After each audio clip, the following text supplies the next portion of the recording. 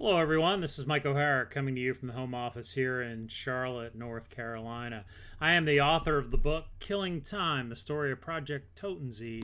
And now that we're into the summer season, I know everybody likes to take some books to the beach with them and not only enjoy the sun and fun, but enjoy some good reading. And I hope you'll consider getting that book in paperback or ebook for your Kindle and add it to your summer reading list. So, what I wanted to do today was tell you a little bit about the book and start with the inspiration that I had for it.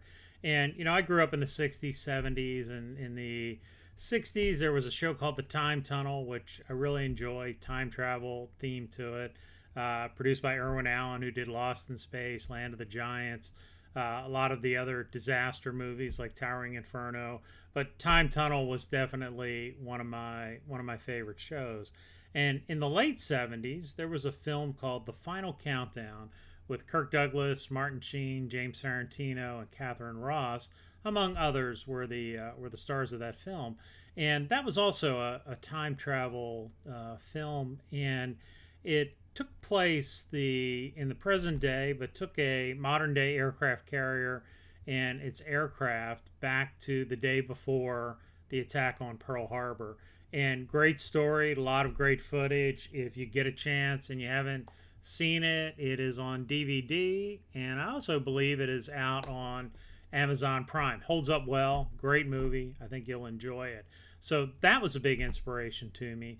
And then in the early 80s, there was a mini series called Winds of War, and a sequel to that mini series called War and Remembrance. And that was based on a book by Herman Wouk, The Winds of War. And great story. It covers a lot of history of pre-World War II, World War II, and of course the end of the war. And in the opening of Winds of War, Herman Wouk has some words in there about even though the characters and their adventures are fictional, he tried to remain as historically accurate as possible when he wrote the book. And so the theme of that film, Final Countdown, and Winds of War, at least the spirit of it, is what I tried to put into the story of Project Toten. And so the adventures of the two main characters that are in my book, while those are fictitious, I also tried to stay as historically accurate as I could to the science and also to the history. And you'll find as you go through the book, in the latter parts of the book, there'll be a lot of true historical figures that you probably have never heard of before, but yet they were key architects behind the scenes of a lot of the history and a lot of events at that time. And had it not been for some other quirks of history, maybe they would have been in the forefront. So when you read the book, you're going to get a little bit of everything. You're going to get the science fiction part of time travel.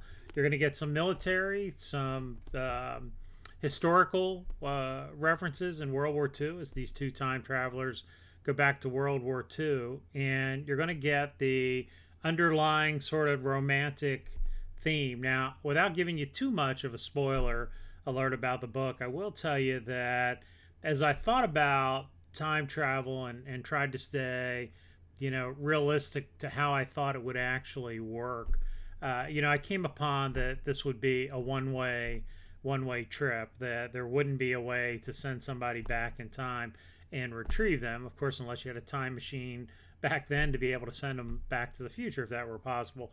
So this is a one-way trip. So the story really talks about sacrifice, about love, loss, things that could have been, the unforeseen consequences that happen when you interfere and tangle with time. And the main sort of theme of the story is, if you think about time travel, we think about it in terms of going back and witnessing some key event in history, or maybe going back and telling your younger self, giving yourself some advice about how you might have changed things. But in the real world, if this were ever to materialize, the first thing you would think about is that it would be certainly a government operation, most likely a military operation, and somebody would try to weaponize time travel. And that's sort of one of the underlying themes in the book, is that the military has it. Another country, the Russians, are supposed to be also on the verge of getting this.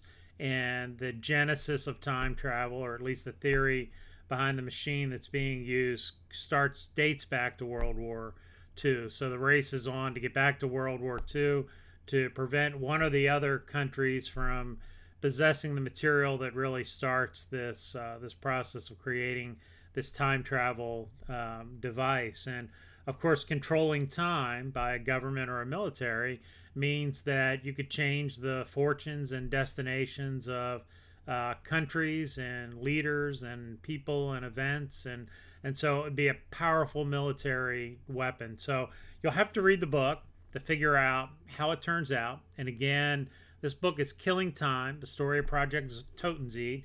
You can get it out on Amazon, and the easiest way to do it is to go to my website, oharaauthor.com. So OHARAAUTHOR.com. You'll find links to that book and some other short stories that I put together, which are only available in ebook format, but are also out on Amazon.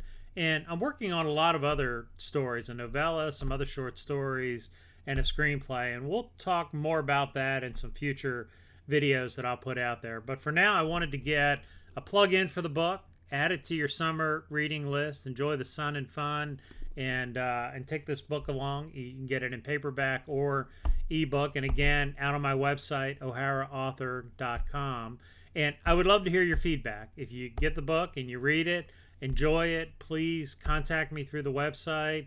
Let me know what you liked, what you didn't like. It's always important as a writer to get reader feedback. It'll help me write stronger stories for next time, include more of the things that readers like, and do away with some of the things that maybe didn't work in the story. So love to hear your feedback. So that's it for now. I hope everybody has a safe, fun, enjoyable summer, and we'll be in touch. So thanks. Have a great summer.